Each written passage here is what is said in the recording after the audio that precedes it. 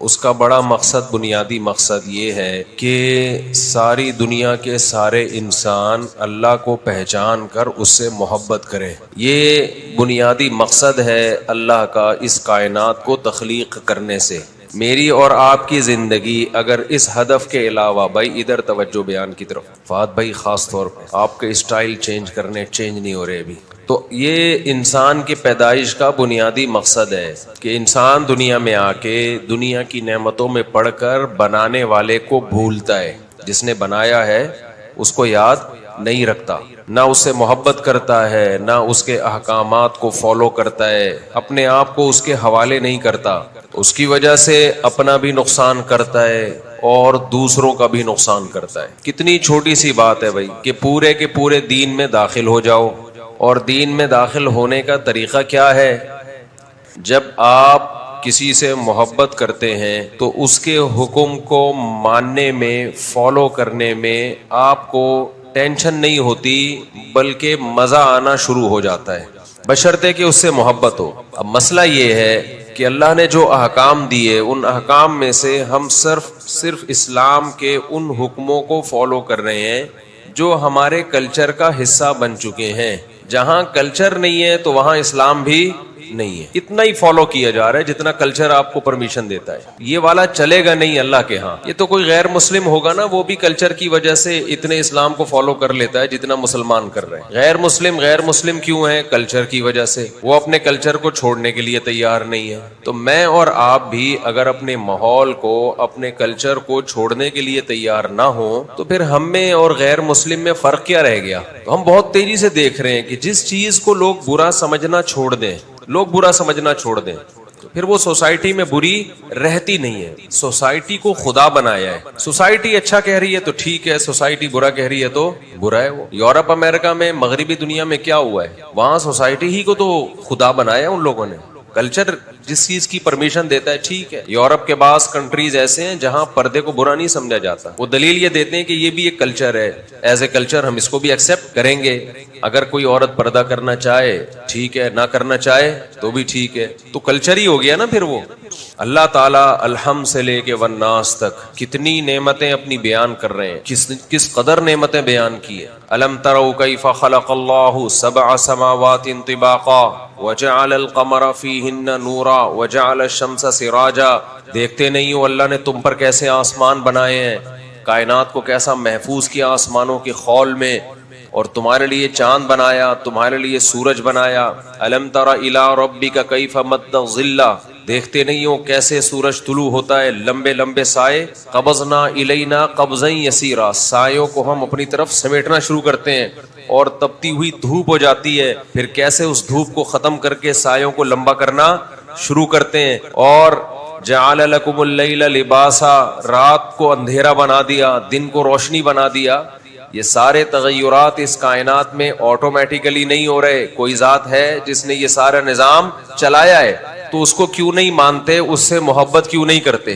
آپ ڈاکومنٹریز دیکھیں جانوروں کی، کتنے عجیب عجیب جانور ہیں۔ کل ایک کلپ کسی نے مجھے بھیجا، ایک چڑیا ایک درخت میں گھونسلہ بناتی ہے، اتنا خوبصورت گھونسلہ بچوں کے لیے، اور سیکیورٹی کا، ڈیفنس کا انتظام کیسا کر رہی ہے کہ جو اوریجنل دروازہ ہے نا وہ بہت چھوٹا ہے اور وہ بند ہو جاتا ہے چڑیا کے اندر جاتے ہی، اور ایک فیک دروازہ اس نے بنایا ہوا ہے، بڑا دروازہ ہے، تاکہ گھونسلے کو دیکھ کر کوئی سانپ اور کوئی بھی انڈے کھانے والا یا بچے کھانے والا جانور آئے تو وہ بڑے دروازے سے آئے، اور جب وہ گھسے گا تو وہاں کچھ بھی نہیں ہے۔ افسوس اس پر ہوتا ہے کہ جو گورے یہ ڈاکومنٹری بناتے ہیں، ایک دفعہ بھی کہیں خدا کا نام ان کی زبان پر غلطی سے بھی نہیں آتا کہ گاڈ نے، وہ اللہ نہیں کہتے، گاڈ کہہ دے، کہ گاڈ نے کیسا اس چڑیا کو ڈیفنس کا انتظام سمجھایا ہے۔ انسان تو کتنی پلاننگ کر کے گارڈ رکھتا ہے اور کتنی پلاننگ کر کے ڈیفنس کا انتظام کرتا ہے۔ خدا کی قسم کروڑوں مرتبہ بھی ارتقا ہو، ایوالو ہو کے اتنی ذہین چڑیا پیدا نہیں ہو سکتی۔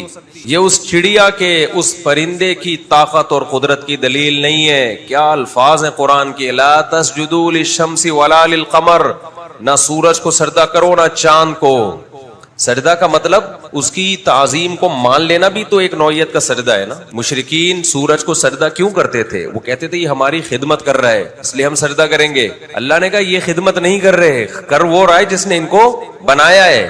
تو یہاں بھی یہی ہے کہ کہ اس چڑیا کی تعریفیں ہو رہی ہیں, کتنی ذہین ہے, کتنی خوبصورت اسٹائل سے گھونسلہ بنا رہی ہے, کیا کچھ کر رہی ہے. او بھائی اس کی تعریفیں مت کرو. بیوٹی آف نیچر, یہ ایک آج کل بڑا سستا لفظ ملا ہوا ہے, نیچر کی بیوٹی ہے. نیچر کیا ہے بھائی؟ بہت مزے سے جان چھڑا لی کہ نہیں چھڑا لی, بیوٹی بھی مان رہے ہیں. اب پتا ہے جب بیوٹی ہوتی ہے تو کوئی پارلر بھی ہوتا ہے, جہاں پہ کوئی پارلر تو ہوتا ہے نا. آپ کہہ سکتے ہیں نیچرل بیوٹی بھی تو ہوتی ہے, تو نیچرل پارلر بھی تو ہوتے ہیں. پھر بیوٹی وداؤٹ پارلر نہیں ہوتی. ابے آٹومیٹیکلی جو چیزیں وجود میں آتی ہیں ان میں بیوٹی, اتنی بیوٹی نہیں ہوتی. ایک مصنوعی بیوٹی پارلر ہوتے ہیں جہاں ڈسٹیمپر ہوتا ہے, اور ایک نیچرل بیوٹی پارلر ہوتے ہیں. وہ نیچرل بیوٹی پارلر کا خالق کون ہے؟ اللہ ہے. وہ natural beauty parlour artificial beauty سے بہتر ہوتے ہیں. آرٹیفیشل بیوٹی پارلر اس نیچرل بیوٹی ہی پہ ڈینٹنگ پینٹنگ کا کام کرتے ہیں. اگر وہ نہ ہو, کوئی کسی بکری کو لے جائے, کتے کو لے جائے, بیوٹی پارلر میں سجا لو, سجا لے گا؟ نہیں سجا سکتا نا. وہ کہے گا اس میں کوئی ہے ہی نہیں. پہلے سے بیوٹی ہوتی ہے تو پارلر اس کو اجاگر کر دیتا ہے. کیسی بیوٹی ہے وہ پرندہ, ایک تو اس کے کلر دیکھو, اس کے رنگ دیکھو, اس کا چہچہانا دیکھو, کتنی خوبصورت خوبصورت آوازوں کی چڑیائیں آتی ہیں, برڈز آتے ہیں, کیسا خوبصورت ان کا ایک سسٹم ہے, نظام ہے. تو بھائی یہ تیاری کیسے ہو گئی؟ تو جب اصل سے جان چھڑانی ہو نا. ہاں میں کہہ رہا تھا یہ مانتے ہیں کہ اس میں بیوٹی بہت ہے, یہ پرندوں میں, یہ جو گھونسلے بنا رہے ہیں, مرغیاں اپنے بچوں کو سنبھال رہی ہیں, بکری ایک آواز مارتی ہے. میں نے بکریاں بھی چرائی ہیں بہت کراچی کے شہر میں.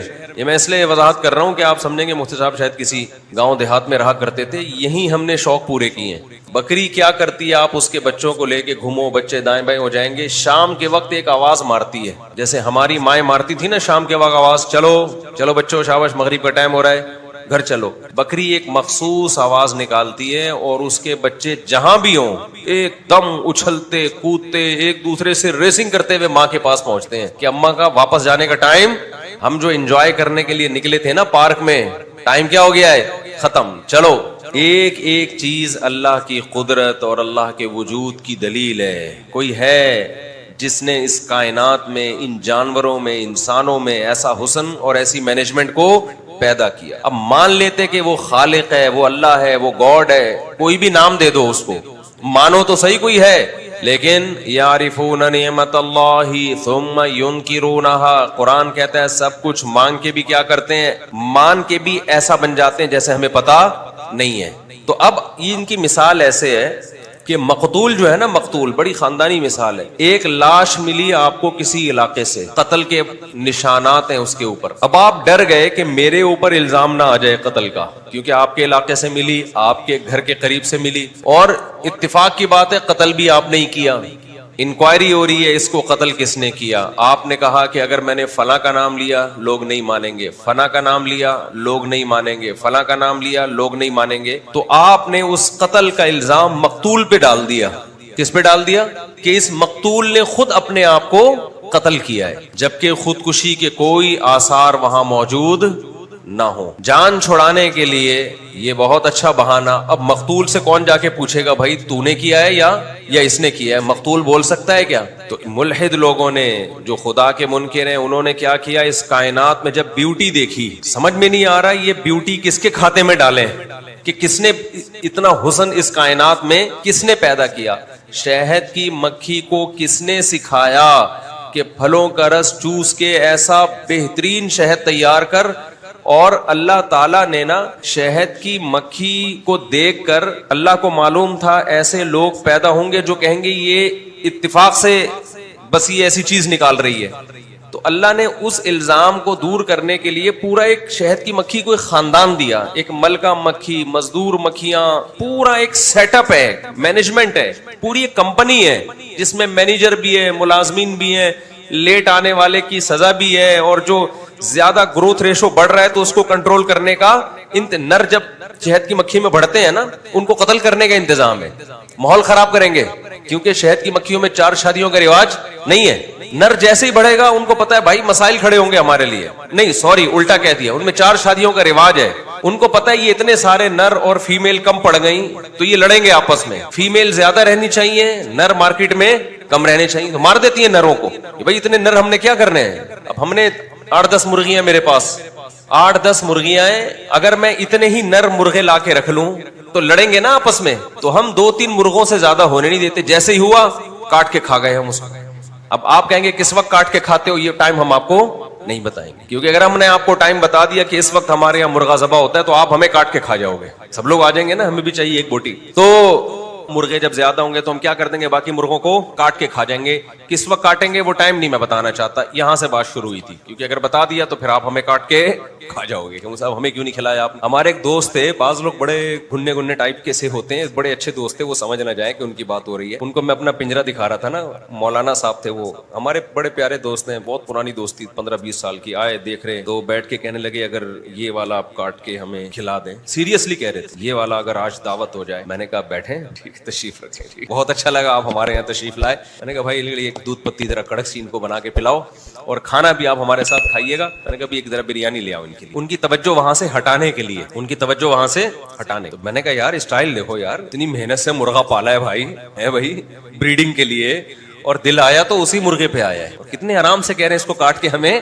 کھلا. تو خیر, تو شہد کی مکھی کیا کرتی ہے, نر جب زیادہ ہونا شروع ہوتے ہیں تو ٹارگٹ کلنگ کا کام شروع ہو جاتا ہے. یہ سب اس کی علامت ہے بھائی, یہ آٹومیٹیکلی خود بخود نہیں ہو سکتا. شہد کی مکھی میں یہ بیوٹی, یہ کسی بیوٹی پارلر میں یہ بیوٹی ملی ہے اس کو, وہ پارلر. اچھا میں جو عرض کر رہا تھا نا, اب مقتول کا قاتل مل نہیں رہا تو مقتول پہ الزام ڈال دیا کہ اسی نے مارا ہے اپنے آپ کو, تو جان چھوڑ جائے گی نا آرام سے, کیس کی نوعیت چینج ہو جائے گی. تو سائنسدانوں کو جو خدا کے منکر سائنسدان ہیں, سارے خدا کے منکر نہیں ہیں, یہ جو ہمارا لبرل طبقہ ہے, ان کو جب کائنات کے اس حسن کا خالق نظر نہیں آیا تو انہوں نے اس حسن کا کریٹر اسی کائنات کو قرار دے دیا کہ اس نے خود اپنے آپ کو ایسا بنایا ہے. حالانکہ جب بنا رہے تھے یہ اس وقت ان کا وجود ہی نہیں تھا. کیسے بنا لیا؟ ہم تو کہتے ہیں انہوں نے اپنے آپ کو پیدا جب خود نہیں کیا تو اپنے آپ کو ایسا بنا کیسے لیا انہوں نے؟ تو اپنے آپ کو یہ بیوٹی ان کی اپنی پیدا کردہ ہے, اس کا نام انہوں نے دیا نیچر. نیچر نے ایسا کیا ہے, نیچر نے ایسا کیا ہے.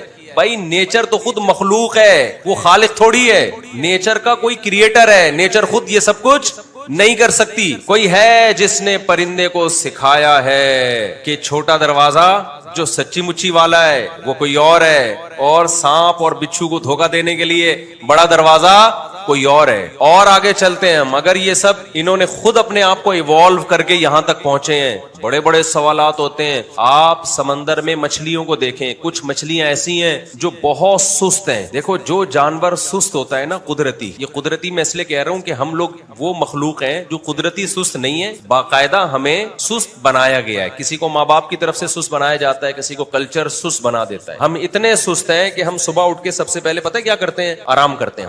ہم لوگ صبح اٹھ کے سب سے پہلے کیا کرتے ہیں؟ آرام کرتے ہیں. اس سے آپ ہماری سستی کا, کیونکہ سو کے ہم چونکہ تھک گئے ہوتے ہیں لہذا پھر کیا کرتے ہیں ہم, اس لیے ہم سوتے ہیں. تو یہ سستی خدا کی پیدا کردہ نہیں ہے, یہ ہماری اپنی ہے. لیکن جو جانور اللہ نے سست پیدا کیے ہیں ان میں ان کی سپیڈ ہی نہیں ہے, تو ان کے ڈیفنس کا نظام بڑا خاندانی رکھ دیا اللہ نے. اب دیکھو خرگوش بڑا کمزور ہے, سپیڈ بہت تیز ہے. خرگوش کتنا کمزور جانور ہے, کتا ایک نوالے میں کھا جائے اس کو, بلی مار کے کھا جائے, لیکن اللہ نے اس کو جو چھلانگیں دی ہیں, بلی کا پسینہ نکل جاتا ہے, کتے کا پسینہ نکل جاتا ہے اس کو پکڑنے میں. 2 پچھلی ٹانگیں اتنی لمبی دی ہیں, ایک جمپ مارتا ہے اور یہاں سے وہاں. کچھوا کتنا سست جانور ہے, کتنا سست جانور ہے. خرگوش کمزور لیکن چست, کچھوا سست بہت ہے. اب کوئی جانور جب کچھوے کا شکار کرے گا تو آرام سے پکڑ لے گا نا اس کو. اس کے ڈیفنس کے لیے اللہ نے ایسا انتظام کیا, اس کو ایک ڈھال دے دی ارطغرل والی, جو ارطغرل کے جنگوں میں جو ڈھال کام آتی ہے نا, اس سے بھی مضبوط ڈھال دے دی اللہ نے اس کو. اور سب سے لمبی عمر کچھوے کی رکھی اللہ نے, 300 سال. میں تنزانیہ کے جنگلات میں گیا ہوں, 300 سال پرانے کچھوے. یونائٹڈ نیشن نے ان کی عمریں اس پہ لکھی ہوئی ہیں کہ یہ 300 سال پرانا ہے. اب لمبی عمر اللہ نے اس کو دے دی تو ہر کام اس کے سست ہو رہے ہیں, کیونکہ اس کے پاس ٹائم کیا ہے, بہت جلدی کوئی کام نہیں ہے. سوتا ہے تو سوتا رہے گا, چلے گا تو چلنے سے پہلے آدھا گھنٹہ 1 گھنٹہ سوچے گا, پھر 1 قدم بڑھائے گا, پھر بیٹھ جائے گا. تو ٹائم بہت ہے اس کو. کھانے پینے میں بڑا سست. لیکن جب کوئی جانور اس پہ اٹیک کرتا ہے تو وہ بڑے آرام سے اپنے آپ کو اس خول میں چھپا لیتا ہے. آپ کہہ سکتے ہیں کب تک ڈھال کے اندر بیٹھا رہے گا؟ بھائی جانور تو ویٹ کرے گا نا, کبھی نہ کبھی تو نکلے گا. تو کچھوا بزبان حال کہتا ہے میرے پاس زندہ رہنے کے لیے 300 سال پڑے ہیں, میں اگلے سال باہر آؤں گا. ٹھیک ہے نا, میں کب باہر آؤں گا؟ اگلے سال. شیر بولتا ہے یار میرے پاس تو اتنی لمبی عمر نہیں ہے, میں اگر ایک ہفتہ اسی کے انتظار میں بیٹھا رہا میں تو ویسے ہی بھوکا مر جاؤں گا. کیا خیال ہے بھائی؟ شیر, چیتا, لومڑی وہاں سے کیا کرتے ہیں؟ اپنا بوریا بستر گول کرتے ہیں. بھائی اس کے بعد بہت ٹائم ہے, ہمارے پاس اتنا ٹائم نہیں ہے. اس لیے جن کی عمریں 40 کے قریب پہنچ گئی ہیں نا, تھوڑا ٹائم رہ گیا آپ کے پاس, جلدی جلدی کر لو, ورنہ وہی حال ہوگا کہ صبح ایک بوڑھے میاں گئے مسجد کے امام کے پاس کہ آج شام کو میری شادی ہے, اس کے لیے کیا چاہیے؟ انہوں نے کہا آپ کا زندگی چاہیے, بس ہمیں شام تک, ہمیں آپ کی کیا چاہیے؟ زندگی چاہیے. کیونکہ میرے بیانات سن سن کے لوگوں کو موٹیویشن مل رہی ہے, لیکن سوچ رہے ہیں 3 سال سے, کوئی 5 سال سے سوچ رہا ہے. سوچتے رہو میرے بھائی, 2-4 سال اور سوچو گے, اس کے بعد آپ کے پاس سوچنے کے علاوہ کوئی اور آپشن بچے گا نہیں. ہر کام کا ایک ٹائم ہوتا ہے. ابھی ہمارے فہد بھائی ہیں, 5 سال سے سن رہا ہوں ان کی شادی ہو رہی ہے, چشمے بھی لگا لیے, کیپ بھی پہن لی, انہوں نے ہر طرح کے اسٹائل مار کے دیکھ لیا, ان کی نہیں ہوئی, ترس گئے. فیس بک پہ بھی آ گئے مختلف اسٹائلوں کے ساتھ. تو دعا کریں ان کے لیے ہو جائے بیچاروں کی جلدی سے. ہمارے کیمرہ مین ہے نا, یہ رہے ہیں کیمرہ مین بہت عرصے, ابھی آج کل اپنا چینل بنایا انہوں نے. خیر, تو نر کو کنٹرول کرتی ہے نا مکھیاں, یہ سارا کنٹرولنگ سسٹم یہ کسی کنٹرولر کے بغیر, بولو مینجمنٹ مینیجر کے بغیر نہیں ہوتی, کنٹرولنگ کنٹرولر کے بغیر نہیں ہوتی, کریٹنگ کریٹر کے بغیر نہیں ہوتی. تو یہ بات تو ہم مان لیتے ہیں, آگے کی نہیں مانتے. بہت سے غیر مسلم کہتے ہیں, عیسائی بھی کہتے ہیں, یہودی بھی کہتے ہیں, ہندو بھی کہتے ہیں کوئی ہے جس نے بنایا. یہ خود بہت سے سائنسدان بھی کہتے ہیں, نیوٹن بھی مانتا تھا کوئی خالق ہے, آئنسٹائن بھی مانتا تھا کوئی پیدا کرنے والا ہے. ماننے کے بعد کچھ نہیں کرتے آگے. ایک شخص ہے جس کو آپ ریسپیکٹ نہیں دے رہے, ایک بوڑھا آدمی ہے جس کو آپ ریسپیکٹ نہیں دے رہے, جس کو آپ عزت نہیں دے رہے, وہ آ کے کہتا ہے بھائی مجھے ریسپیکٹ دو, مجھے عزت دو, میں تمہارا باپ ہوں. آپ کہتے ہو کیا ثبوت ہے؟ کہیں جنگل میں گم ہو گئے تھے, اس نے DNA کروا لیا, اس نے جو ہے وہ گواہیاں دلوا دی, اس نے پیپر لا کے دے دیے, نادرا سے FRC لا کے دے دیا, دیکھ بھائی تیرا نام ہے, سارے ثبوت پیش کر دیا. آپ نے کہا میں دل و جان سے مانتا ہوں کہ آپ میرے ابا ہیں, مان لیا میں نے, لیکن سلوک وہی ہو رہا ہے جو پہلے تھا. تو ابا کیا کہے گا, بیٹا میری محنت تو نے کیا کر دی, میں اتنی DNA کروا دیا میں نے اور اتنے دلائل کے انبار لگا دیے, تیرا ایٹیٹیوڈ اب بھی ویسا ہی ہے جیسا پہلے تھا. تو کوئی فائدہ ہوا ایسے ابا کے ماننے کا؟ سمجھ میں آ رہی ہے بات کہ نہیں آ رہی؟ میں مچھلی کی مثال دے رہا تھا. بعض مچھلیاں سمندر میں ایسی ہیں جو انتہائی سست ہیں اور پتھروں میں رہتی ہیں. اب عجیب نظام ہے. اچھا پتھر میں بھی ایسے رہتی ہیں, آدھا دھڑ ان کا چٹان میں ہوگا اور آدھا دھڑ چٹان سے باہر. اب وہ تو ڈیفenس ان کا ہو ہی نہیں سکتا. اللہ نے کیا کیا ہے, آپ یوٹیوب پہ سرچ کریں, ان کے پیچھے دم کی طرف نا تصویر بنا دی ہے, چہرہ بنا دیا ہے پورا. مچھلی اندر ہے, دم پہ پوری مچھلی کی پکچر بنی ہوئی ہے. کوئی بھی شکاری جانور آتا ہے نا تو وہ سمجھتا ہے اس کا رخ میری طرف ہے, میں نے اگر اس پہ حملہ کیا تو یہ بھی مجھ پہ حملہ کرے گی. نہیں یہی بات میرا خیال ہے سمجھ, وہ یہ سمجھتا ہے کہ میں نے اس پہ حملہ کیا تو یہ بھی کیا کرے گی. دیکھو پشت سے وار کرنا آسان ہوتا ہے نا, سامنے سے وار کرنا بولو مشکل ہے, اگلا ڈرتا ہے. تو اللہ نے وہ مچھلی چونکہ ایسے ہی چٹانوں میں منہ دے کے رہتی ہے, زیادہ تر اس کا ٹائم اسی طرح گزرتا ہے, تو اس بیچاری کو نہیں پتا کہ میری دم پہ اللہ نے میری جیسی پکچر بنا دی ہے. جانور یہ سمجھے گا دم ادھر ہے اور سر کدھر ہے, اس طرف ہے. یہ ڈیفنس کا انتظام اللہ نے مچھلی کے لیے کیا ہے. خدا کی قسم لا الہ الا اللہ, اس منظر کو دیکھنے کے بعد بھی کوئی کہتا ہے کوئی خدا نہیں ہے, اور یہ مچھلی نے ایوالو ہو کے اپنی دم پہ اپنی تصویر بنا لی ہے, اس سے بڑا بدبخت اور خدا کا دشمن اس کائنات میں کوئی نہیں ہے. اور خدا پر کا حق بنتا ہے کہ اس کو جہنم کی آگ میں ڈالے, وہ جو اتنی نشانیاں دیکھ کے بھی انکار کر رہا ہے. یہ ایوالو کیا کہ مچھلی نے اپنے آپ کو دم پہ تصویریں نکال دی. اس نے, آپ سرچ کریں انٹرنیٹ پہ مل جائیں گی آپ کو ویڈیوز. اس کو کیا پتا میری دم, مچھلی کو پتا ہوگا کہ میری دم پہ تصویر بنی ہوئی ہے, مچھلی کو نہیں پتا ہوگا. ایسے ایسے انتظام تاکہ ایک مینجمنٹ رہے. آپ کہہ سکتے ہیں بہت سے مخلوق پھر کھا تو جاتی ہے نا جانوروں کو, بھائی کھاتے بھی ہیں, بہت سے زندہ بھی رہ لیتے ہیں, تاکہ ہر ایک کی نسل میں کیا رہے, ایک توازن قائم رہے, اور اس کائنات کا حسن برقرار رہے. لیکن انسانوں کی نسل پہ انسان کنٹرول نہیں کرے گا, کیونکہ انسان کو اللہ نے اس کائنات پہ تو طاقت دی ہے, تابع بنایا ہے. انسانوں کو انسانوں کا تابع اللہ نے نہیں بنایا, وہ اللہ کے ہاتھ میں رہے گا. یہاں آپ کہیں کہ اچھا وہاں کنٹرول تو ہم یہاں بھی ہم کنٹرول کر سکتے ہیں, یہ غلط ہو جائے گا. پھر اس پہ میں 20 دفعہ بیان کر چکا ہوں, ابھی یہ ٹاپک نہیں ہے. تو میرے بھائی, یعرفون نعمت اللہ ثم ینکرونها, اللہ کہتے ہیں اللہ کی نعمتوں کو مانتے بھی ہو, اس کے بعد بھی کیا بن جاتے ہو, ایسے محسوس ایسے شو کرتے ہو جیسے ہمیں کچھ پتا نہیں ہے. ینکرون، انکار کا مطلب کسی چیز کو اچھمبا سمجھنا. ایسے بن جاتے ہو جیسے تمہیں کچھ پتا ہی نہیں ہے. تو جب بھی اس کائنات میں مختلف چیزوں کو دیکھا کریں، کائنات میں تغیرات دیکھا کریں، کس کی تعریف کرو میرے بھائی؟ اللہ کی. کافر کا بہت بڑا جرم ہے، وہ خدا کی تعریفیں نہیں کرتا. کیسی کیسی چیزیں، قدرت کی زیادہ نشانیاں تو ہمیں کافر ہی دکھا رہے ہیں، پھر بھی اللہ کی تعریف نہیں کرتے. اور اللہ کا دل کتنا بڑا ہے، دیکھو اللہ کا ظرف کتنا بڑا ہے، اتنا بڑا طاقتور. آپ بتاؤ جب کوئی بہت بڑا سیٹ ہو، بہت بڑا پاورفل ہو، بہت طاقتور ہو، اور آپ نے اسے جا کے 5 روپے والا عطر ہدیہ کر دیا، تو کیا وہ بہت زیادہ قدر کرے گا آپ کی؟ بولو نا. وہ کیا کرے گا بھائی؟ اٹھا کے سائڈ پہ رکھ دے گا، thank you, nice to meet you, چلو پتلی گلی سے نکلو. یہی کرے گا نا وہ. لیکن کمال کی بات ہے کہ اللہ اتنا پاورفل، ایسی کائنات میں اس نے رنگ بھر دی. ایک مچھر کی اتنی سی کھوپڑی میں 100 سے زیادہ آنکھیں ہیں، سمجھ رہے ہو؟ 100 سے زیادہ آنکھیں ایڈجسٹ کیسے کی ہیں. اور اس کا جو خون چوسنے کا سیٹ اپ ہے ایسا ہے کہ آپ مچھر پہ دیوانے ہو جاؤ. کیا ڈاکٹر سرنج سے نکالتا ہوگا کسی کا خون ٹیسٹ کرنے کے لیے جو مچھر نکالتا ہے؟ پورا سیٹ اپ ہے اس کا. پہلے کیمیکل چھوڑ کے اس جگہ کو سن کرے گا. اتنا نظام، اتنے سے مچھر کی کھوپڑی میں ایسے سافٹ ویئر انسٹال ہو گئے بھائی. دودھ کو دیکھ لو، انار کو دیکھ لو، انظروا الی ثمرہ اذا اثمر. اللہ کہتے ہیں ذرا دیکھو تو صحیح اس کے پھل کو، کیسا خوش ذائقہ. پیدا کہاں سے ہو رہا ہے؟ مٹی، پانی اور گوبر کے ملاپ سے. کافر بس آپ کو رپورٹیں پیش کرتا رہے گا، یہ انار میں اتنا زنک ہے، اتنا آئرن ہے، اتنا وائٹامن سی ہے، اور اتنا یہ ہے اور اتنا وہ ہے. رپورٹیں پیش کرنے کے علاوہ آگے نہیں بڑھے گا وہ، چونکہ یہ خدا کو مانتے نہیں ہیں، آخرت کا حساب نہیں ہے. تبھی رپورٹیں پیش کرنے کے بعد بھی یہ انسانیت کے لیے بڑے بے رحم ہوتے ہیں. یقین نہ آئے تو دیکھ لو نا فلسطین میں کیا ہو رہا ہے. کہاں گئے وہ لوگ جو ہر وقت کہتے ہیں گورے بہت اچھے، ایٹیٹیوڈ. کل ایک ہمارے دوست لندن سے بھرے ہوئے، ان کا فون آیا نا، آڈیو بھیجی انہوں نے، مفتی صاحب آپ کے بیان میں آپ نے بہت عجیب بات کہی ہے، آپ نے کہا یہ گورے تھینک یو. تو یہ جو ہے فلسطین میں جو ظلم ہو رہا ہے یہ تھوڑی کر رہے ہیں، یہ تو بڑے بڑے ملک مل کے کر رہے ہیں، تو یہ تھینک یو یہ تو ہے نا. ہماری حالت دیکھیں، ان کی حالت دیکھیں. مجھے آ گیا غصہ. میں نے کہا میں مانتا ہوں اخلاق تھینک یو بھی اچھی چیز ہے. پورا یورپ امریکہ متحد ہے یا نہیں اس وقت فلسطینیوں کے خلاف؟ ساری دنیا مانتی ہے ناجائز قبضہ کس کا ہے؟ اسرائیل کا. ساری دنیا مانتی. کیوں سپورٹ کر رہے ہو بھائی؟ ایسے تھینک یو کا ہمیں کیا کرنا ہے؟ وہاں کی عوام کیوں نہیں اپنے حکمرانوں کے خلاف احتجاج کرتی؟ کیوں نہیں اپنے حکمرانوں کو بولتے بھائی یہ آپ نے ہمیں اتنے اخلاق سکھائے، آپ نے ہمیں اتنی تمیز سکھائی، اور ہمیں اسکولوں میں سکھایا کہ سب سے پہلے انسانیت ہے، مذہب کو بھی دوسرے نمبر پہ رکھ دیا، تو آج وہ انسانیت کہاں گئی؟ قرآن بار بار کہتا ہے کہ جو آخرت پہ یقین نہیں رکھتے نا، جن کو حساب و کتاب کا خوف نہیں ہے، وہ ایک تھوڑے سے لیول پہ اچھے ہو سکتے ہیں، بڑے لیول پہ اچھے نہیں ہو سکتے. اور میں نے کہا ان سب کے پیٹ بھرے ہوئے ہیں، نہ ان کا گیس کا مسئلہ، نہ بجلی کا مسئلہ، نہ ان کے حکمران کرپٹ ہیں، نہ ان کے لیے کرپٹ نہیں ہے، دوسروں کے لیے ہوں گے. علاج فری ہو رہا ہے تو تھینک یو ہی کہنا ہے میرے بھائی. اخلاق کا پتہ جب چلتا ہے جب ٹینشنوں میں ہو انسان.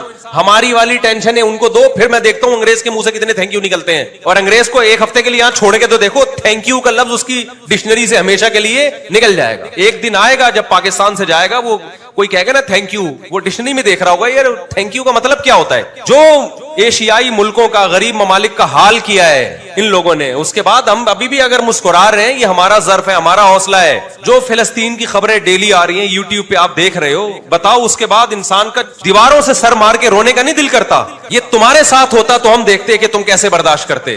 ایک مرتا ہے نا ان ملکوں میں کوئی ایک، پوری دنیا کھڑی ہو جاتی ہے. اور کشمیر میں اور فلسطین میں کتنا خون بہایا جا رہا ہے ناحق انسانوں کا. آج سے نہیں 70 سال سے زیادہ ہونے والے ہیں. کوئی رونے دھونے والا نہیں ہے، کوئی آواز اٹھانے والا نہیں ہے. آج اس دنیا کا ہمیں پتہ چل گیا کہ یہ کتنے پانی میں ہے. لوگ کہتے ہیں آپ کے حکمران ایسے، تو ہمیں کس نے دیے یہ حکمران؟ ہمارا سسٹم بھی تو انہوں نے بنا کے دیا، جو ہمارے اوپر جو یہ ایک فضول نظام ہے جس کے تحت جو جس طرح کے کرپٹ حکمران ہم پہ مسلط ہیں، یہ سسٹم بھی تو انہی کا بنایا ہوا ہے. یہ ہمارا سسٹم تھوڑی ہے. سعودی عرب اس سسٹم کو قبول نہیں کرتا، جمہوریت کو. آج سعودی عرب میں امن بھی ہے، اکنامکلی ترقی بھی کر رہا ہے. مسقط اس کرپٹ سسٹم کو عمان نے قبول نہیں کیا. بادشاہت ہے، وہ نہیں مانتا جمہوریت کو. امن بھی ہے، اکنامکلی بھی ترقیوں کی بلندیوں پہ پہنچے ہوئے ہیں. ہمارے یہاں جو جمہوریت کا گندا سڑا ہوا پلید نظام ہے، اس میں کبھی بھی آپ 100 سال میں بھی ملک میں ترقی کی امیدیں مت رکھو. یہ نیچرل ہے ہی نہیں. نیچرل نظام وہ ہوتا ہے حاکم ایک ہو، ساری پاور اس ایک اکیلے حاکم کے پاس ہو. یہاں اختیارات اتنے ڈیوائیڈ ہوئے ہیں، آپ کو پتہ ہی نہیں کہ یار کس منسٹری کے ذمے کون سا کام ہے.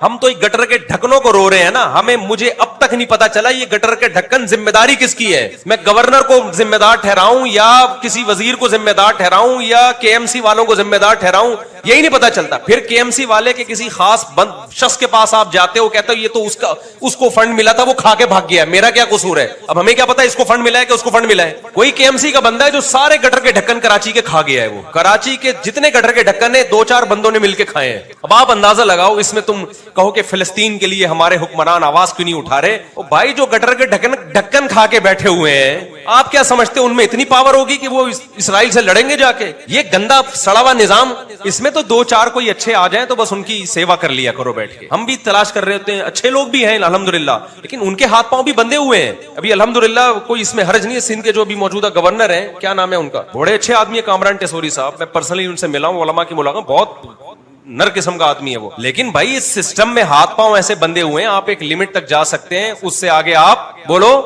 نہیں جا سکتے. مذہبی امور کے وزیر سے ہماری ملاقات ہوئی, ہم نے کہا حضرت یہ صحیح کر لیں. انہوں نے کہا بھائی مجھے پہلے سے آگے بتا دیا گیا تھا, اس سے آگے بڑھنے کی کوشش کی نا تو بڑے بڑے اژدہے بیٹھے ہوئے ہیں, وہ مذہبی امور ہی کے اژدہے ہیں, پرانے وزراء ہیں. انہوں نے بولا اگر زیادہ سسٹم ٹھیک کرنے کی کوشش کی تو آپ کو اپنی ریپیئرنگ دوبارہ آپ کو کھول کے دوبارہ جوڑنا پڑے گا اپنے آپ کو, اتنے خراب ہو جاؤ گے آپ. پورا یہ جمہوریت کا نظام نہیں بھائی. سعودی عرب میں اگر ایک گڑبڑ کہیں ہوتی ہے, ذمہ دار کون ہے؟ بادشاہ. وہ کہتا ہے میرا کنٹری ہے. بادشاہ کتنا کھا لے گا یار, ایک آدمی کتنا کھا لے گا, بناتا بھی تو ہے نا. آپ کو جب پتا ہو نا یہ میرا گھر ہے, میں 5 سال کے لیے ہوں یہاں پہ, یہ میرا ہے, تو آپ کھاؤ گے بھی تو, لیکن اس گھر کو بناؤ گے بھی آپ. یہ جمہوری نظام نہیں چل سکتا بھائی. اگر آپ اس سے جان نہیں چھڑا سکتے تو کم از کم صدارتی نظام لے آؤ نا. کسی حد تک پاور ایک شخص کے پاس تو جائے, اس کو تو پکڑے آدمی. ابھی پھر وہی گیم جناب تشریف لے آئے ہیں, اب پھر نواز شریف, پھر مسلم لیگ, پھر پی ٹی آئی کا دوبارہ پھر دھرنے ہوں گے, پھر عمران خان کو دیکھیں گے ہم, پھر نواز شریف کو دیکھیں گے, پھر ہم زرداری کو دیکھیں گے. ہماری قسمت میں یہی رہ گیا میرے بھائی. ایک بندہ لے آؤ تمیز سے یار, اس کو بولو یہ سب تیرا ملک ہے بس. کتنا غلط کر لے گا, کچھ تو صحیح بھی کرے گا نا. بے شک وہ عام روڈ ڈنڈے کے زور پہ آ جائے یار. تو جو آپ کا گندا سیٹ اپ چل رہا ہے نا, یہ باہر والوں نے مسلط کیا ہوا ہے آپ کے اوپر. سعودی عرب میں اگر جمہوریت ہوتی نا تو یہ حال ہم حج عمرہ بھی تمیز سے نہیں کر سکتے تھے. ہر وقت ڈر ہوتا کوئی بم نہ پھٹ جائے یہاں پہ. روزانہ اطلاعات آتی عمرے کے دوران, حج کے دوران اتنے حاجی دنیا سے تشریف لے گئے بم دھماکے کے نتیجے میں. تو یہ نظام صحیح نہیں ہے جو ہمارے کنٹری میں چل رہا ہے. اس میں یہی ہوتا رہے گا, اکھاڑ پچھاڑا, وہ آ گیا, پھر وہ آ گیا, پھر وہ آ گیا, پھر وہ آ گیا. اللہ ہی جانے نتیجہ کیا نکلے گا. لوگ کہتے ہیں فوج غلط ہے, مجھے نہیں پتا فوج صحیح ہے فوج غلط ہے. یہ باتیں تو یہاں بیٹھ کے میں کروں گا بھی نہیں. فوجیوں سے بولو, وہ بولو کہ اگر ہم اس کو چھوڑ دیتے تو وہ تو بیچ کے کھا گیا تھا, ہم اس کو چھوڑ دیتے تو وہ بیچ کے کھا گیا تھا. کچھ ثبوت بھی ہوتے ہیں ان لوگوں کے پاس کہ واقعی بیچ رہا تھا. اب اس کی تحقیق کون کرے گا بھائی. پھر ایک نئی جنگ چھڑ جاتی ہے, کچھ کہتے ہیں فوج کرپٹ ہے, کچھ کہتے ہیں پی ٹی آئی غلط ہے, کچھ کہتے ہیں نواز شریف غلط ہے. اور افسوس اس پر ہو رہا ہے, ابھی فلسطین میں کیا کچھ ہو رہا ہے اس میں بھی یہی کلپ چل رہے ہیں. تو اس جنجال سے آپ نکل سکتے نہیں ہو. اس لیے پاکستان میں تو میں کہتا ہوں بھائی, گورنمنٹ پہ جو بھروسہ کر کے یہاں رہ رہے نا, اس سے بڑا دنیا میں کوئی بے وقوف بولو نہیں. آؤ, اور جو باہر نکل سکتا ہے نا, باہر اچھی جاب مل رہی ہے, اے وہیں باہر نہ بھاگو. بلا وجہ بھاگ گئے تو لوگ سمجھتے ہیں وہاں کو سونے کے نوالے مل رہے ہیں. قابل لوگوں کے لیے باہر ملکوں میں جگہ ہے, بیکار لوگوں کے لیے اور زیادہ عذاب میں آ جاؤ گے. یہاں کم از کم کسی ہوٹل کے باہر جا کے کھڑے ہو گئے نا اللہ کے نام پہ, ایک نہاری وہ 10 نہاریاں کھلا دے گا. باہر جا کے کچھ بھی نہیں ہے اور آپ کے کوئی ریلیٹو بھی نہیں ہے تو بڑی مصیبت میں ہو.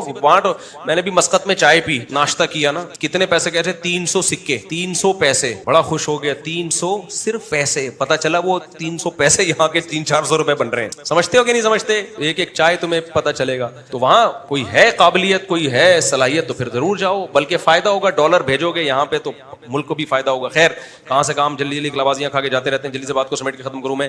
تو میرے بھائی بات یہ چل رہی تھی کہ جو خدا کے منکر ہیں نا, جو آخرت کے منکر ہیں, وہ اللہ کی نشانیاں صبح و شام دیکھتے ہیں مگر اللہ سے ان کا کوئی ریلیشن بولو نہیں ہوتا. اللہ یہ چاہتے ہیں کہ جب میری نشانیاں دیکھ رہے ہو نا تم صبح و شام, تو مجھ سے کیا کرو, محبت کرو. 2-3 منٹ میں بات کو سمیٹ کے ختم کرتا ہوں. مجھ سے محبت کرو. آپ کہتے ہیں کیسے کریں محبت, کیا کریں, کیا کرنا پڑے گا اس کے لیے ہمیں؟ بھائی آپ کو 2 کام کرنے پڑیں گے, برائیوں کو چھوڑنا پڑے گا اور اللہ کا نام کثرت سے زبان سے لینا پڑے گا. میں بتا رہا تھا اللہ کا ظرف بہت بڑا ہے. بڑے سے بڑے سیٹ کو چھوٹی سی گفٹ دو تو وہ یوں لے کے رکھ لے گا, لیکن حدیث میں آتا ہے جو اتنا طاقتور بادشاہ خدا ہے, جب کوئی بندہ شدید پیاس میں پانی پی کے کہتا ہے نا الحمدللہ, اللہ کا شکر ہے, تو اللہ اس سے خوش ہو جاتا ہے. یہ کتنا چھوٹا سا گفٹ ہے, بلکہ گفٹ ہی نہیں ہے نا, آپ نے مان لیا کہ یہ مجھے کس نے پلایا ہے؟ میرے اللہ نے. اللہ تیرا شکر ہے. کافر یہ کام نہیں کرتا. ہندو یہ کام وہ پیے گا اور سیراب ہو جائے گا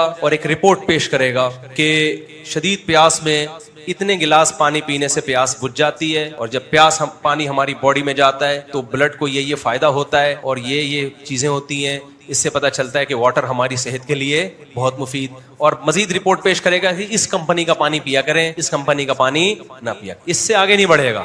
مسلمان کو جب پیاس لگتی ہے اور پانی پیتا ہے تو کیا کہتا ہے؟ الحمدللہ الذی اطعمنا وسقانا. کھانا کھاتا ہے, پانی پیتا ہے, تمام تعریفیں اس اللہ کے لیے جس نے ہمیں کھلایا. شدید بھوک میں کیسا مزہ آتا ہے. تبھی میں کہتا ہوں روزے رکھا کرو. افطاری کا بڑا مزہ ہے. جب دسترخوان پہ انسان بیٹھتا ہے نا, اللہ کے لیے بھوکا پیاسا ہو کے جب بیٹھتا ہے, کتنا مزہ آتا ہے. اس کھانے کی میں الگ ہی روحانیت ہوتی ہے. ہمارے ایک دوست پشاور میں بوڑھے آدمی, گپ شپ ہو رہی تھی ان سے. اب تو لوگ آٹو پہ آ گئے. میں کہیں بیٹھتا ہوں تو آٹومیٹکلی 4 شادیاں شروع کر دیتے ہیں. میں نہیں بھی چھیڑ رہا ہوتا شروع. تو میں وہاں بیٹھے ہوئے بزرگ سفید داڑھی والے, روس کے دور میں افغانستان میں بڑا جہاد کیا انہوں نے. تو کسی نے بات چلا دی کہ جی 4 شادیاں ہوں. بابا جی آپ بھی 4 شادیاں کرو. تو انہوں نے کہا مولوی صاحب مزہ اللہ نے خدا کی قسم صرف 2 چیزوں میں رکھا ہے. ایسے جذبے کے ساتھ کہا نا انہوں نے کہ ہم اپنے آنسو نہیں روک سکے, اتنے جذبے کے ساتھ. انہوں نے کہا ایک اللہ کی راہ میں لڑنے میں, جب خدا کے لیے انسان لڑتا ہے نا اللہ کی راہ میں, وہ منظر ہی الگ ہوتا ہے. اللہ کو کیسا پیار آتا ہے نا, یہ بندہ جان ہتھیلی پہ رکھ کر میری خاطر لڑ رہا ہے. اور دوسرا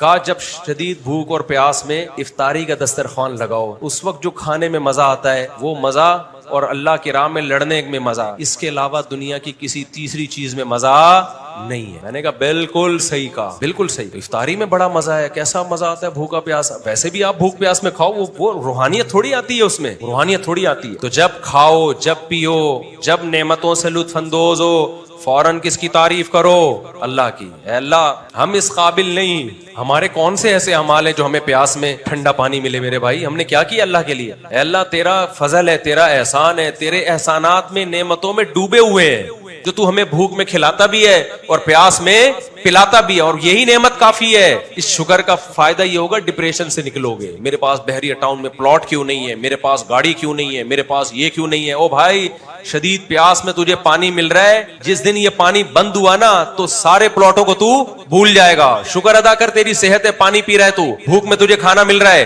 اس پہ اللہ کا شکر ادا کرو. بہت بڑی نعمت ہے, تھوڑی نعمت نہیں ہے. تو بار بار اللہ کا ذکر. نماز بھی اللہ کے ذکر کو قائم کرنے کے لیے رکھی ہے شریعت. اللہ کو پتہ یہ ویسے تو میرا نام لیں گے نہیں, کم وقت, ہر وقت دکان میں, پان میں, گٹکوں میں اور باتوں میں لگے رہیں گے کہ پی ٹی آئی نے یہ کر دیا, عمران خان جیل میں یہ کر رہا ہے, تو نواز شریف دوبارہ آ گیا تو اب یہ ہوگا. یہ ہر وقت اسی میں لگے رہیں گے. مجھے نہیں کوئی خوشی عمران خان جیل میں, اللہ کرے نکل جائے بھائی, اور یہ بھی ہے کہ اللہ کرے نواز شریف آگے میں بریک. ہو سکتا ہے اس کا مطلب وہ دوبارہ وزیر اعظم بن جائے, میں یہ کہنا چاہ رہا ہوں. یہ بھی ہو سکتا ہے کہ میں یہ چاہ رہا ہوں کہ واپس چلا جائے, یہ بھی ہو سکتا ہے, کچھ بھی ہو سکتا ہے. لیکن میں ایک بات مانتا ہوں بھائی, نواز شریف آ جائے یا عمران خان آ جائے, جو بھی آئے پاور میں, پاورفل آدمی ہے, ایک طاقتور آدمی ہے, تو اور جو بھی آئے نا اس سے اتنی نفرت نہ کرو جتنی ہم کر رہے ہیں. دیکھو جب تک کوئی وزیر اعظم نہیں بنے نا, وہ ایک سیاسی لیڈر ہے, جو مرضی کرو. جب بن جائے تو ملک کا فائدہ اسی میں ہے کہ سب مانے اس کو, چاہے وہ عمران خان ہو, چاہے وہ نواز شریف ہو, چاہے وہ زرداری ہو. جب بن جائے تو پھر اسلام کے حکام کیا ہو جاتے ہیں؟ چینج ہو جاتے ہیں. کیونکہ اگر ملک کے حکمران سے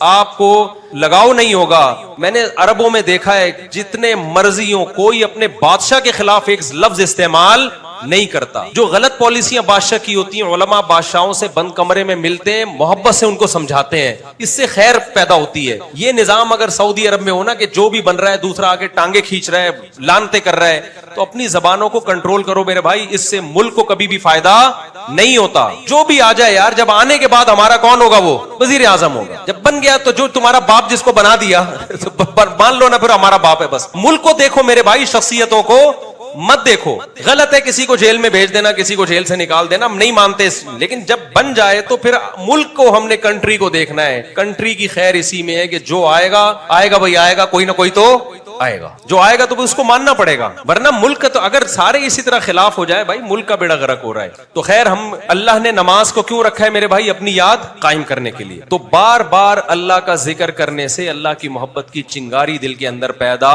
ہوگی. نماز پڑھنے سے, پھر اللہ کے لیے روزہ رکھنے سے, ذکر کرنے سے. ہم تو پہلے زمانے میں بوڑھوں کو دیکھتے تھے ہر وقت ہاتھ میں تسبیح, ہر وقت ہاتھ میں کیا ہوتی تھی؟ اب کیا آ گیا بھائی؟ موبائل. میری والدہ کا جب انتقال ہونے کا وقت تھا, 1-2 سال تک بیڈ پہ تھی, ہوش و خواص سلامت نہیں تھے تو ان کے ہاتھ میں تسبیح پکڑاتے آٹومیٹکلی چلنا شروع ہو جاتی. سورہ یاسین پڑھتے ان کے سامنے تو جو آیت رہ جاتی آٹومیٹکلی ان کی زبان سے نکل جاتی, کیونکہ زندگی بھر سورہ یاسین پڑھی, قرآن پڑھا, تسبیح کی. اب جو نئی نسل آ رہی ہے نا, اب جب یہ بڑھاپے میں کوئی فالج ہوگا یا برین ہیمریج ہوگا یا بستر پہ پڑے ہوئے ہوں گے, ہوش حواس ٹھکانے نہیں ہوں گے, آپ ان کو سبحان اللہ الحمدللہ کہیں گے, ان کی کھوپڑی میں آئے گا ہی نہیں ہے کیا کہہ رہے ہیں. آپ ان کے سامنے سورہ یاسین پڑھیں گے, اگلی آیت آئے گی نہیں. آپ جیسے ان کے سامنے ٹک ٹاک کھولیں گے نا, مردہ اٹھ کے بیٹھ جائے گا. اس لیے میں کہتا ہوں یہ دیکھنے کے لیے کہ سکتے میں ہے یا سچی مچی میں مرا ہے, موبائل پکڑا دو. مردے کے ہاتھ میں بھی موبائل پکڑاؤ گے نا, ٹک ٹک چلنا شروع ہو جائے گا. وہ تو اتنا موبائل, ٹک ٹاک, فیس بک, انسٹاگرام, ہر وقت اسی میں لگے رہنا, ان چیزوں نے انسان کو اللہ کی یاد سے غافل کر دیا. تو تھوڑا سا اللہ اللہ کہنا سیکھو. صبح و شام 100 دفعہ لا الہ الا اللہ کا ورد کر لیا کرو بھائی. ڈیجیٹل تسبیحات آ رہی ہیں, انگلی پہ کر لو, 100 دفعہ صبح, 100 دفعہ شام کر لیا. نماز کی پابندی کر لی, کبھی کبھار نفلی روزے رکھ لیے, تاکہ یاد رہے کہ ہم بھائی کس کو مانتے ہیں. اللہ کے لیے کھانے والے بہت ملیں گے, اور اللہ کے لیے تیجے کے نام پہ بھی, 11ویں کے نام پہ بھی کھایا ہی جا رہا ہے. تو کھانے والے مارکیٹ میں کم نہیں ہے, کھانے سے پرہیز کرنے والے جو خود شوگر کی وجہ سے پرہیز ہو جائے گا, لڈو بھی چھوڑ دیں گے, جلیبیاں بھی چھوڑ دیں گے. اللہ کے لیے کھانے پینے سے پرہیز کر لو, روزہ رکھنے کی عادت ڈال لو, نفلی روزہ, تو اس پہ اللہ کیا ہو جائے گا, خوش ہو جائے گا. اور اللہ ایک وقت کی لذت چھین کے اگلے وقت میں ڈبل دے دیتا ہے. روزے میں ناشتے کی لذت جاتی ہے اور دوپہر کھانے کی لذت جاتی ہے. افطاری میں وہ لوٹا دیتا ہے کہ نہیں لوٹا دیتا. افطاری میں اللہ وہ ڈبل مزہ دے دیتا ہے کہ چل بھائی تو نے صبح ناشتہ بھی نہیں کیا, حالانکہ سحری کر کے بیٹھا ہوا ہے, 6 پراٹھے کھائے تھے سحری میں, اور دوپہر کھانا بھی نہیں کھایا, تو چل میں تجھے یہ لذت دنیا میں کیا کر رہا ہوں, افطاری میں لوٹا رہا ہوں. صحت بھی اچھی ہوگی, اللہ بھی خوش ہوگا. تو کچھ اللہ کا گھروں میں ماحول بناؤ. ہم کافر نہیں ہیں میرے بھائی کہ بس چیزوں پہ رپورٹیں پیش کر کے متاثر ہوتے رہیں. ہم سب سے پہلے جو رپورٹ پیش کرتے ہیں وہ کیا ہے, وہ جو قرآن نے پیش کی ہے. یہ نعمتیں بنی نہیں ہیں, بنائی ہیں کس نے, اللہ نے, اور وہ تمہارا محسن ہے, اس کا تمہیں شکر ادا کرنا پڑے گا. تو میں جو اصل بیان لے کے چلا تھا, ہاں یہ میں بتا رہا تھا کہ آج کل جو موٹیویشنل اسپیکر کچھ صحیح بھی ہوتے ہیں ان میں, لیکن میجورٹی عجیب باتیں, بعض باتیں ٹھیک ہوتی ہیں, لیکن جب آپ وہ کریں گے تو اس کا سوسائٹی پہ اثر بہت غلط پڑے گا, بہت غلط اثر پڑے گا سوسائٹی پہ. اسی وجہ سے ہمیں قیصر احمد راجہ پسند ہے. قیصر احمد راجہ جو ہے نا, وہ آج کل کے نام لحاظ لبرلز کے خلاف بہت خاندانی اور بہت مضبوط لب و لہجے میں کام کر رہے ہیں. آپ ان کی ویڈیو کو زیادہ سے زیادہ سوسائٹی میں پھیلائیں. تو اللہ تعالیٰ نے ہمیں جو دین اور مذہب دیا, یا ایھا الذین آمنوا ادخلوا فی السلم کافۃ, تو میں حدیث پیش کی تھی آپ کے سامنے. نبی صلی اللہ علیہ وسلم نے ارشاد فرمایا کہ ذاق طعم الایمان من رضی باللہ ربا. پورا جو مسلمان ہوگا نا اپنے آپ کو مکمل اسلام کے حوالے کر دے گا. تو آپ صلی اللہ علیہ وسلم نے فرمایا وہ ایمان کی مٹھاس چکھ لے. تو ہم ایمان کی مٹھاس کیوں نہیں چکھ رہے؟ ہم آدھے تیتر آدھے بٹیر والی پالیسی پر عمل کر رہے ہیں. تو اپنے آپ کو مکمل حوالے کیسے کریں گے ہم؟ دیکھو اللہ تعالیٰ نے آدم علیہ السلام اور شیطان کا واقعہ قرآن میں بار بار کیوں بیان کیا؟ جب اللہ تعالیٰ کی طرف سے شیطان کو آرڈر آیا تو شیطان نے ماننے سے انکار کر دیا. اس کی لاجک پوچھی. تو جو اہل ایمان لوگ ہیں ان کو جب اللہ کی طرف سے کوئی حکم دیا جاتا ہے وہ بس اللہ کے آرڈر پہ لبیک کہتے ہیں, اس کی حکمت اور علت جاننے کی کوشش نہیں کرتے, اس کی حکمت اور علت جاننے کی کوشش نہیں کرتے. اس میں اتنا سکون ہے. اس لیے مسلمان کے پاس ایک ٹریک ہے, سیدھا راستہ ہے جس پہ وہ چلتا چلا جائے. غیر مسلم کے پاس سرے سے راستہ ہی نہیں ہے. وہ اس مادی ترقی کو ہی سب کچھ سمجھنے لگا ہے, وہ اس مادی ترقی کو ہی سب کچھ سمجھنے لگا ہے. تو ہمارے پاس اللہ نے ایک ہمیں سیدھا راستہ دیا ہے. اس راستے میں اللہ نے ہمیں 5 نمازیں فرض کی ہیں. اس راستے میں اللہ نے ہمیں رمضان کے روزے دیے ہیں. اس راستے میں اللہ نے اپنا ریلیشن بھی بتایا اور مخلوق کا ریلیشن بھی بتایا. مخلوق کے ریلیشن میں اس اللہ نے ہمیں ماں باپ کا حق دیا, بیوی بچوں کا حق بتایا. تو مسلمان ان سارے ریلیشن کو پورا کرتا ہے. انہی ریلیشن میں, انہی احکامات میں ایک بہت اہم ترین حکم ہے صبر. یہ صبر بھی آج کل مارکیٹ سے شارٹ ہوتا جا رہا ہے. تو ایجوکیشن کا ریشو تو بڑھ رہا ہے, لیکن خودکشیاں اسی حساب سے بڑھتی چلی جا رہی ہیں. اس سے پتہ چلتا ہے بھائی انسان کی کامیابی کے لیے تعلیم سے زیادہ ضروری مذہب ہے. تعلیم سے زیادہ ضروری کیا ہے؟ مذہب.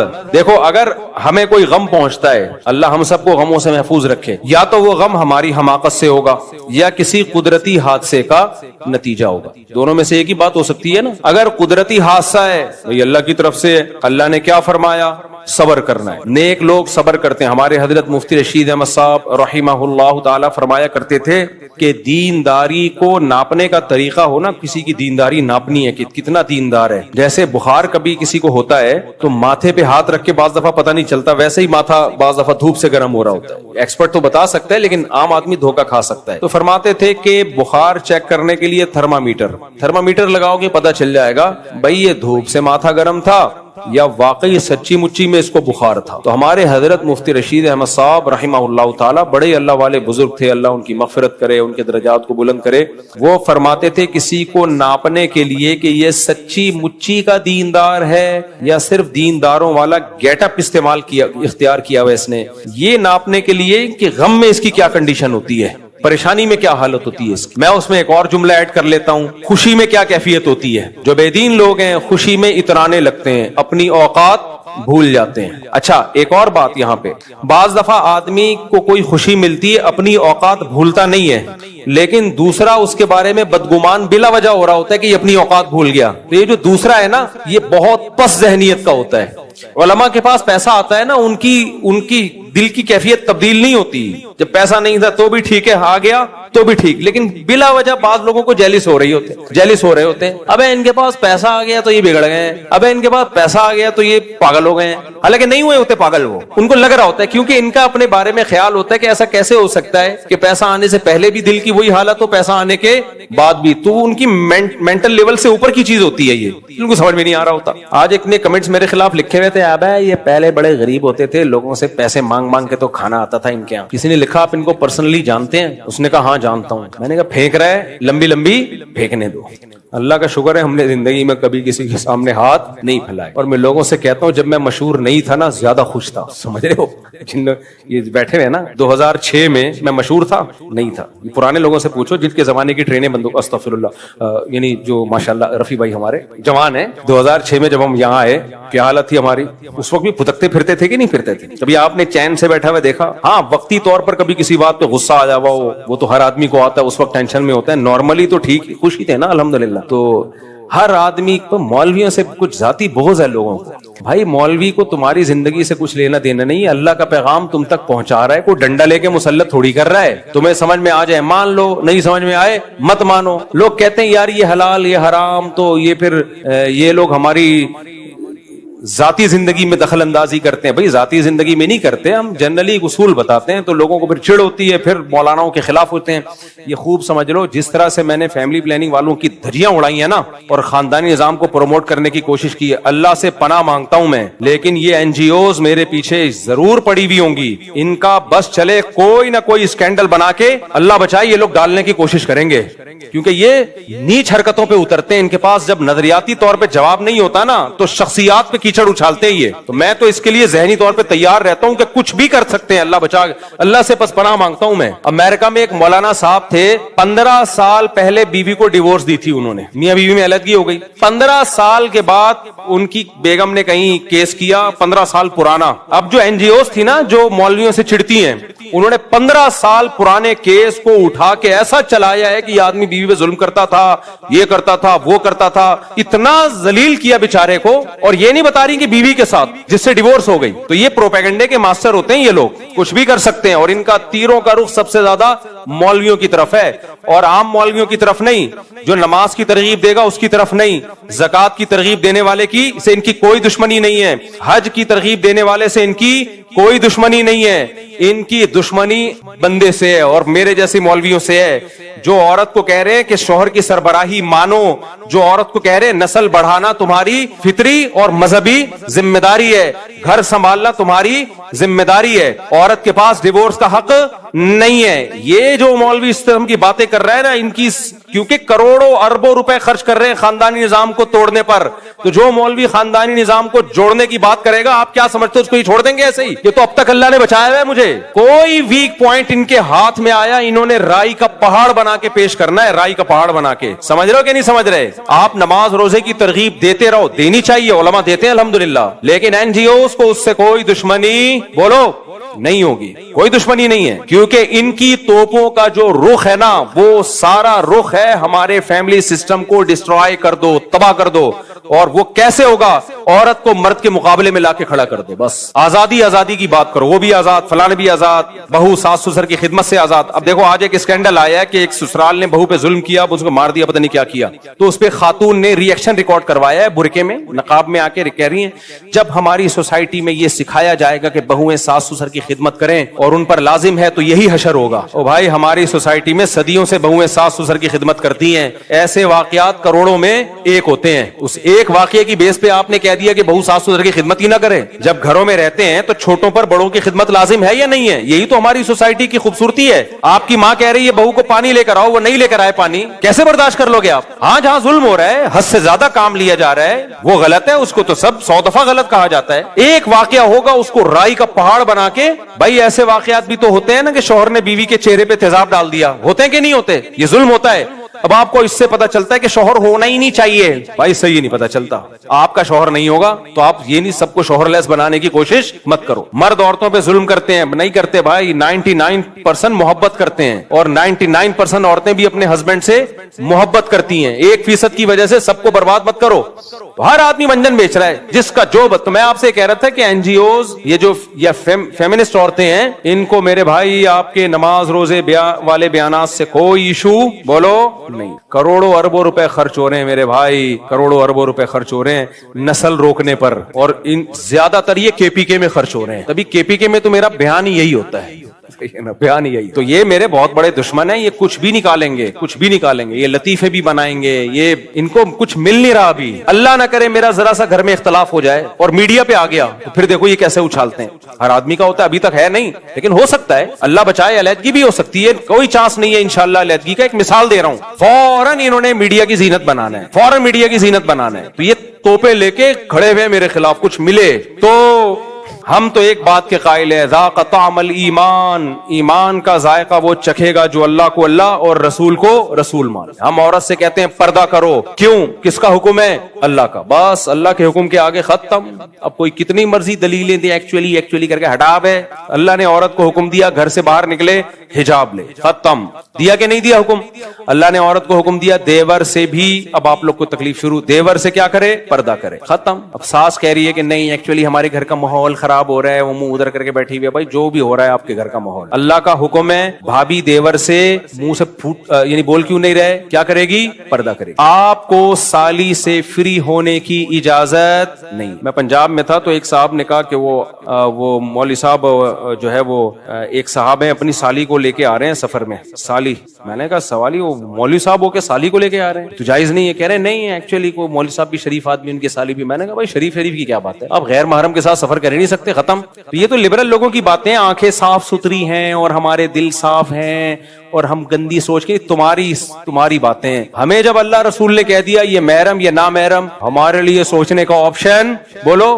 انگریزوں نے نا یہ لبرل ہوتے ہوتے پتہ کہاں چلے گئے, اتنا آگے چلے گئے ہیں کہ بیگم صاحبہ جمشید سے سلام دعا ہے, اچھی ٹائٹ قسم کی سلام دعا ہے, وہ اس کو بھی کچھ نہیں کہہ سکتا. انگریزوں کا جمشید کی بات کر رہا ہوں بھائی, یہاں والے جمشید کی نہیں. جمشید ایک کیریکٹر ہے, تو ان کے ہاں یہ کہ میری سوچ ٹھیک نہیں ہے, میری سوچ اچھی ہے. بھائی سوچ ووچ کی ایسی کی تیسی. محرم نامحرم کی تقسیم کس نے کی ہے بولو؟ اللہ نے. لوگ آتے ہیں میرے پاس, ابا مجھ سے تمیز سے بات نہیں کرتے, ابا یہ کرتے ہیں, ابا وہ کرتے ہیں, میں کیا کروں؟ بھائی حسن سلوک کے علاوہ تمہارے پاس کوئی آپشن نہیں ہے. بھائی یہ کیا, بھائی یہ کہ چھوڑ دے. بھائی ہم ابا کی اطاعت کیوں کرتے ہیں, کس کا حکم ہے؟ اللہ کا. ابھی ایک نیا مسئلہ بھی مارکیٹ میں آیا کہ اسلام میں والدین کی اطاعت کا حکم نہیں ہے, حسن سلوک کا حکم ہے. یہ نہیں لائے ہو بھائی مارکیٹ میں, بس کر دو یار, لوگ پہلے ہی پاگل ہو گئے ہیں. ابھی دیکھو ایک ڈاکٹر صاحب نے کہا چاولوں میں دہی ڈال کے نہیں کھاؤ, ان کا کلپ بہت چل رہا ہے, لوگ باولے ہو گئے. میں بھی حیران گیا یار دہی سے آج سے. تو پھر دوسرے ڈاکٹر نے رد کیا کہ کھاؤ. تو اب کیا کریں, کھائیں کہ نہیں کھائیں, ڈاکٹروں کے پھڈے. تو کسی نے بتایا وہ جنہوں نے کہا دہی ڈال کے نہیں کھاؤ وہ ڈاکٹر نہیں ہے, واللہ عالم, یا ان کا ٹاپک ہے. میں تو کھا رہا ہوں بھائی, تو دہی ڈال کے ہو سکتا ہے کچھ لوگوں کو نقصان ہوتا ہو, واللہ عالم. خیر, تو قوم پہلے ہی دین پہ نہیں آ رہی ہے, اوٹ پٹانگ چیزیں سوسائٹی میں. لوگ کہاں ماں باپ کی اطاعت کر رہے ہیں, آپ ان کو اور زیادہ باغی بنا رہے ہو, اور باغی بنا رہے ہو آپ ان کو. لوگ تو چھوڑ رہے ہیں اس زمانے میں والدین کی اطاعت. تو میرے بھائی میرے اور آپ کے پاس اللہ نے آپشن ختم کر دیا. جب اللہ نے کہہ دیا یہ کرو تو اب ہمارے پاس کیوں کا آپشن بولو ہے ہی نہیں. ختم. سکون کی زندگی ہے یا نہیں ہے؟ دیکھو میں ایک مثال دے کے بس بیان ختم کرتا ہوں. ہمارے بڑے استاذ تھے, ان کو وہ کسی بات کا آرڈر کرتے تھے تو چھوٹے استاذ فوراً پورا کر لیتے تھے. ہم نے کہا آپ یہ کیوں کر رہے ہیں؟ انہوں نے کہا میں یہ دیکھتا ہی نہیں آرڈر صحیح ہے غلط ہے, بس ناجائز نہ ہو, بڑے کا ہے کر لو. تو ہمیں شریعت نے حکم کیا دے دیا؟ ماں باپ کی اطاعت جائز چیزوں میں لازم ہو گئی ہمارے اوپر, اور اللہ نے حکم دے دیا نماز پڑھو. اب جو سوچتے ہیں نا وہ کہتے ہیں ایکچولی آج تھکاوٹ ہے, ایکچولی یہ نہیں ہے, سفر میں تو یوں. بھائی سفر میں بھی اللہ نے نماز کے حکام بتا دیے کیسے پڑھنی ہے, حضر میں بھی اللہ نے نماز کے حکام بتا دیے, وضو کا طریقہ بھی اللہ نے بتا دیا, روزے کا طریقہ بھی بتا دیا. اب اس میں آپ کے پاس نو کا آپشن نہیں. اسی طرح آخری بات, سچی مچی کی آخری بات, دیکھو کچھ لوگ کہتے ہیں داڑھی کہاں ہونی چاہیے؟ دل میں. کچھ لوگ کہتے ہیں داڑھی کہاں ہونی چاہیے؟ دل میں. کچھ کہتے ہیں داڑھی تو سنت ہے, کوئی فرض تھوڑی ہے. کچھ کہتے ہیں اس زمانے کا کلچر تھی داڑھی, اس لیے رکھنے کا حکم تھا. جب ہم اسلام کو مانتے ہیں تو بھائی ہمارے پاس بخاری مسلم کی حدیث ہے, اعفوا اللحى وقصوا الشوارب خالفوا اليهود والنصارى. آپ صلی اللہ علیہ وسلم نے آرڈر دیا ہے داڑھی بڑھاؤ, مونچھیں گھٹاؤ, ختم. اب سوچنے کا آپشن ہے؟ بولتے کیوں نہیں چپ بیٹھے ہو. بھائی رکھنی پڑے, آپشنل ہے ہی نہیں. یار سکھوں سے عبرت حاصل کرو. اتنی شدید گرمی میں 12-13 گھنٹے اتنی موٹی موٹی پگڑیاں پہنتے ہیں, اتنے پورے بالوں کا گچھا بنا کے سر کے اندر رکھتے ہیں. بچوں کو بھی میں نے دیکھا, بغلوں کے بال بھی کہتے ہیں بڑے ہوتے ہیں, ان کے مذہب کا حصہ ہے, پوری زندگی نہیں کاٹتے. ہمارے مذہب نے کتنی آسانی دے دی, صرف داڑھی بڑھاؤ باقی سارے بال کاٹو. سر کے بال آپشن ہے, رکھنا ہے رکھو, نہیں رکھنا نہیں رکھو. گرمی لگ رہی ہے, اب دیکھو ہمارے یہاں جون جولائی کا الگ سیزن چل رہا ہوتا ہے مردوں کا. جون جولائی میں ریفلیکٹ ہو کے روشنی آ رہی ہوتی ہے, مردوں کی کھوپڑی سے ٹکراتی ہے اور واپس ایک الگ لک آتا ہے. دسمبر میں افریقہ کے گھلے جنگلات. مذہب نے ہمیں اجازت دے دی کہ عورت کو بولا سر کے بال رکھنے پڑیں گے, وہ نہیں کٹا سکتی کیونکہ اس کی زینت ہے. زمانہ جاہلیت میں 2 سال عدت تھی عورت کی, 2 سال, اور اس میں وہ گندگی میں رہتی تھی. شوہر مر جائے نا, مینگنیاں لا کے ڈالتے تھے لوگ, گند میں رہے گی. اسلام نے 2 سال کی عدت کو ختم کر کے 4 مہینے لے کر آیا اسلام. نمبر 2, اس میں گندگی میں رہنے کی اجازت نہیں ہے, صاف ستھری رہے, ہاں زینت اختیار نہ کرے. پھر بعض صحابیات کو اشکال ہوا تو آپ نے فرمایا زمانہ جاہلیت میں تم 2 سال کی عدت ہوتی تھی, اسلام نے تم پہ رحم کیا, 4 مہینے کی رکھ دی. اب یہ بھی نہیں کرو گی کیا؟ حدیث کا مفہوم بیان کر رہا ہوں بھائی. بعض مذہبوں میں تو بال ہی بال ہیں. میں کسی مذہب کا مذاق نہیں اڑا رہا, ان کا کلچر ہوگا, وہ اس کو فالو کر رہے ہیں, ان کو اس پہ فخر ہے, وہ ہمارا کوئی لینا دینا نہیں. لیکن اسلام نے, اگر اسلام کہہ دیتا بال بڑھاؤ, بغلوں کے بھی, مونچھے بھی, سر کے بال بھی, زیر ناف بال بھی, کتنی بڑی ٹینشن ہو جاتی ہمارے لیے. اللہ نے ہمیں حکم دیا بھائی داڑھی مرد کی زینت ہے, داڑھی بڑھاؤ, باقی بالوں کو صفائی کے خلاف ہے, کاٹ دو ان کو. سر کے بال آپشنل, پٹے والے رکھو, چھوٹے رکھو. رزینا قسمت الجباری فینا لنا ٹنڈن وللجہال بالو. اصل میں حضرت علی کا شعر ہے, رزینا قسمت الجباری فینا لنا علم وللجہال مالو, کہ ہم اللہ کی تقسیم پہ راضی ہیں کہ اللہ نے دولت مندوں کو جاہل رکھا, ہم غریبوں کو اللہ نے دین کا علم دیا. حضرت علی مسکین تھے, غریب تھے, علم تھا بہت, تو کہتے ہیں ہم اللہ کی تقسیم پہ راضی ہیں کہ ہمیں علم کی دولت دے دی, مال سے غریب رکھا. آگے وہ وجہ بیان کرتے ہیں فَإِنَّ الْمَالَ يَفْنَى عَنْ قَرِيبٍ وَإِنَّ الْعِلْمَ يَبْقَى لَا يَزَالُ. مال فنا ہو جاتا ہے, علم ہمیشہ باقی. تو ہمارے مدرسے کے طلبہ نے, ہم جب آئے نا تو ٹنڈ پہ ٹنڈ چل رہی تھی ہماری. یہ لمبے بال رکھنے کا مجھے شوق نہیں, اپنے بچوں کو نہیں رکھنے دیتا میں, لیکن میں نے احتجاج میں رکھے ہیں. دور حدیث تک ہماری ٹنڈ کرائی ہے. پھر ہم جب مفتی بننے کے لیے تخصص میں داخلہ لیا تو ہمیں کہا گیا کہ اب آپ اجازت ہے. ایک دن استاذ آئے, انہوں نے بولا کٹا دو, پھر ہم نے ٹنڈ کروا لی. تو پھر میں نے کہا جب میں مدرسے سے فارغ ہوں گا احتجاج میں بال رکھوں گا, تو یہ احتجاجاً بڑے بال رکھیں. خیر, تو جب مسلسل ٹنڈ ہو رہی تھی نا ہماری, تو ہمارے ایک طالب علم نے کہا کہ اصل میں تو شعر یہ تھا, رزینا قسمت الجباری فینا لنا علم وللجہال مالو.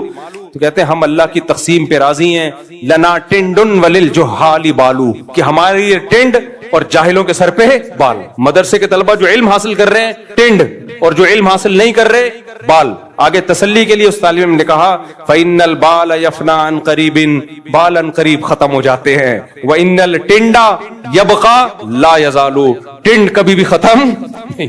تو اللہ کی رحمت ہے بھائی, ٹنڈ کا آپشن بھی ہے. میں پرسوں جم گیا تو ایک صاحب کی بڑی خوبصورت ٹنڈ چمک رہی تھی, وہ لیٹے ہوئے نا تھائس لگا رہے تھے, تو ان کی ٹنڈ سے پسینہ اور روشنی ریفلیکٹ ہو کے आ रही थी। तो सिखों के मजहब में कितनी मुश्किल है, फिर भी वो अमल करते हैं। हमारे दीन ने तो बहुत आसानी कर दी भाई, सिर्फ दाढ़ी के बाल अल्लाह चाह रहे हैं कि रख लो यार, बाकी तो हुक्म दे रहे हैं कटाओ, दाढ़ी के रख लो, सर के बाल आपकी मर्जी है, रखना है रखो, नहीं रखना है नहीं रखो। इतनी आसानी कर दी, वो नहीं हो रही तो मुसलमान के पास ऑप्शन नहीं। अब देखो मैं सिखों से पूछता हूं कि तुम क्यों बाल रखते हो, वो कोई दलील नहीं देते, कहते हमारे मजहब का हुक्म है। यार हम मोहम्मद सल्लल्लाहु अलैहि वसल्लम के मानने वाले हैं, हम सैयदुल अंबिया की बात ना माने और इन लिबरल लोगों की बातों में आए तो रख लो भाई, अल्लाह ने हुक्म दिया है तो हिम्मत कर लो, क्या जा रहा है इसमें, कुछ भी नहीं होगा। क्या दाढ़ी वाले जिन चुड़ैल भूत लग रहे होते हैं क्या? मैं आपको क्या लग रहा हूँ, इसी पे 4 हुई है मेरी, इसी पे 4 हुई है, तो आपको भी मिल जाएगा रिश्ता इंशाल्लाह। हाँ कुछ दाढ़ी वालों को पसंद नहीं करती, रिजेक्ट कर देती है, ऐसी की तैसी। उन लिबरल अंटियों से शादी करके तुमने करना क्या है, वो फिर तुम्हें